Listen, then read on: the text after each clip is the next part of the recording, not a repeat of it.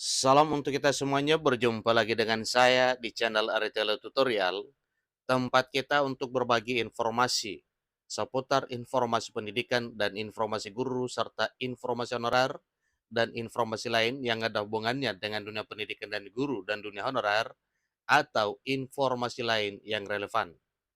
Pada pertemuan ini saya menyapa seluruh Bapak Ibu honorer setanah air yang selalu setia melaksanakan tugas tanpa mengenal lelah dalam melaksanakan kegiatan pelayanan publik di instansi pemerintah pusat, demikian dengan instansi pemerintah daerah.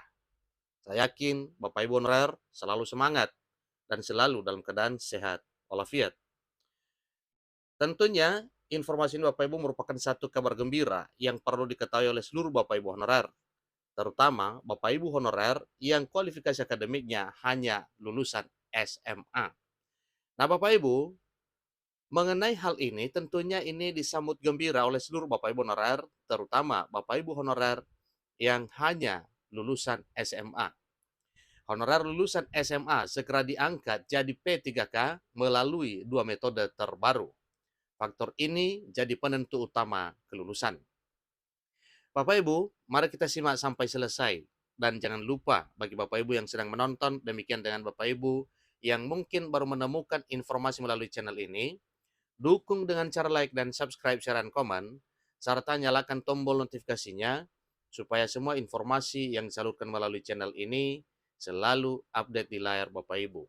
Tanpa basa-basi lagi, langsung pada informasinya. Menteri Pendayagunaan Aparatur Negara dan Reformasi Birokrasi, Menpan RB Abdullah Azwar Anas, membawa kabar gembira untuk para tenaga honorer di Indonesia. Dalam hal ini, yakni membahas dua metode pengangkatan honorer, yaitu P3K full time dan P3K part time. Seperti yang diketahui, honorer direncanakan akan diangkat menjadi P3K. Lalu benarkah akan diangkat menjadi P3K bagi seluruh honorer yang ada di Indonesia? Nah, tentunya Bapak Ibu, itu satu pertanyaan yang mesti kita ketahui. Tapi informasi kali ini yang sedang kita perbincangkan adalah peluang bagi Bapak Ibu honorer yang lulusan SMA diangkat menjadi aparatur sipil negara dengan dua metode, yaitu P3K part time dan P3K full time. Pada Undang-Undang Aparatur Sipil Negara 2023 yang telah disahkan belum lama ini, terdapat beberapa pasal yang mengatur tentang penataan tenaga honorer, di mana mengharuskan honorer sudah ditata maksimal Desember 2024. Dikutip dari website resmi menpan.go.id, Menteri Pendayagunaan Aparatur Negara dan Reformasi Birokrasi, Menpan RB Abdullah Azwar Anas, menyatakan bahwa salah satu isu utama yang dibahas adalah penataan honorer non-ASN akan terus dilakukan, termasuk pengenalan sistem P3K part time. P3K part time adalah P3K paruh waktu.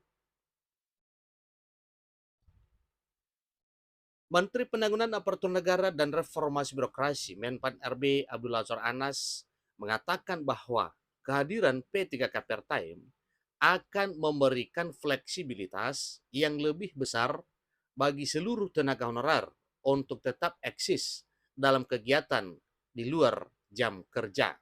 Dan tentunya hal ini benar Bapak Ibu, karena memang nantinya para P3K part time ini waktunya tidak 100% berada di kantor. Masih banyak kesempatan luang untuk bekerja sampingan di luar daripada pekerjaan rutin sebagai ASN P3K part time. Hal ini diharapkan menjadi titik balik yang signifikan dalam upaya pemerintah untuk memberikan ruang lebih luas bagi keberagaman karir. Kemudian selain P3K part time, Menteri Pendayagunaan Aparatur Negara dan Reformasi Birokrasi, Menpan RB juga menguraikan metode pengangkatan lainnya, yaitu P3K full time atau yang disebut dengan P3K penuh waktu. Untuk hal ini, pemerintah berkomitmen untuk memberikan kepastian hukum kepada seluruh tenaga honorer. Menpan RB juga menyatakan bahwa honorer yang akan diangkat menjadi P3K penuh waktu tetap melalui tahapan seleksi. Nah, tahapan seleksi dimaksud Bapak Ibu tentunya ini sudah banyak beredar informasi mengenai seleksi, bahwa seleksi yang dilakukan nantinya adalah seleksi berkas atau seleksi dokumen Bapak Ibu honorer non-ASN. Lebih lanjut, dia menambahkan bahwa untuk tenaga honorer non-ASN yang bekerja penuh waktu dapat dilakukan seleksi dan diberikan afirmasi serta prioritas sesuai dengan usulan lembaga pada formasi yang dibutuhkan.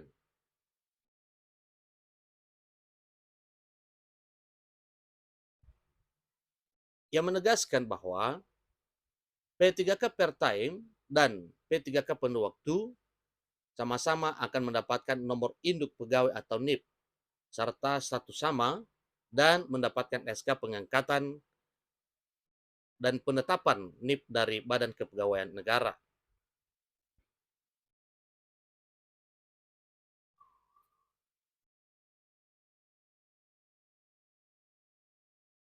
Dari dua metode yang diuraikan oleh Menpan RB tersebut, diharapkan dapat memberikan landasan yang kokoh, terutama untuk transformasi kebijakan kepegawaian serta menjawab ketidakpastian nasib honorer. Selanjutnya, untuk rincian metode pengangkatan, diharapkan bisa memberikan wawasan tentang revitalisasi kesejahteraan tenaga honorer. Pemerintah juga telah mengakui peran penting tenaga honorer serta berkomitmen untuk menjaga hak-hak mereka, dalam arti hak-hak para honorer ini.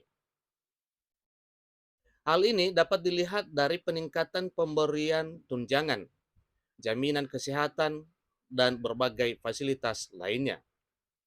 Jadi upaya tersebut mencerminkan visi pemerintah untuk tetap menciptakan keberlanjutan dan pemberdayaan sumber daya manusia di sektor publik.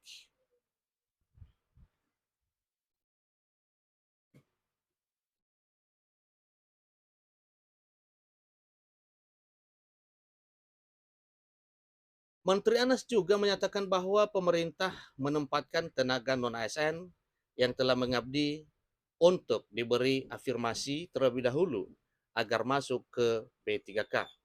Artinya, supaya bisa terakomodir menjadi P3K, tetap diberi afirmasi. Namun yang menjadi satu pertanyaan berikutnya adalah bagaimana dengan nasib tenaga honorer dengan jenjang pendidikan SMA. Menanggapi pertanyaan tersebut, PLT Asisten Deputi Manajemen Talenta dan Peningkatan Kapasitas SDM Aparatur Kemenpan RB Agus Yudi Wicaksono memberi jawaban sebagai berikut. Menurut Agus, pada undang-undang sebelumnya, yaitu Undang-Undang Nomor 5 Tahun 2014, pengangkatan honorer lulusan SMA tidak dimungkinkan karena P3K digunakan untuk mengisi jabatan fungsional dan jabatan pimpinan tinggi.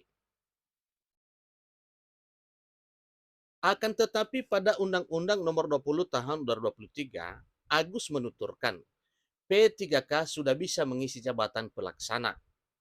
Jadi dalam hal di mana pada jabatan pelaksana tersebut bisa diisi oleh orang dengan pendidikan terakhir di bawah S1, sehingga bisa dimanfaatkan ruang tersebut, tentunya termasuk para lulusan SMA. Namun Agus juga mengatakan bahwa pihak yang akan menentukan hal tersebut adalah kemampuan keuangan di lingkungan instansi pemerintah.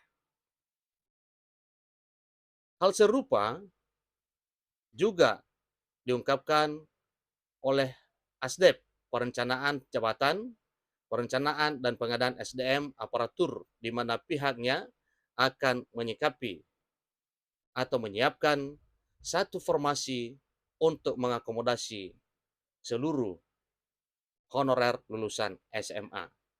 Demikian informasinya Bapak Ibu seputar apa yang disampaikan pada informasi ini bahwa para honorer lulusan SMA bisa diangkat menjadi aparatur sipil negara. Sampai ketemu pada informasi berikutnya. Semoga bermanfaat. Terima kasih.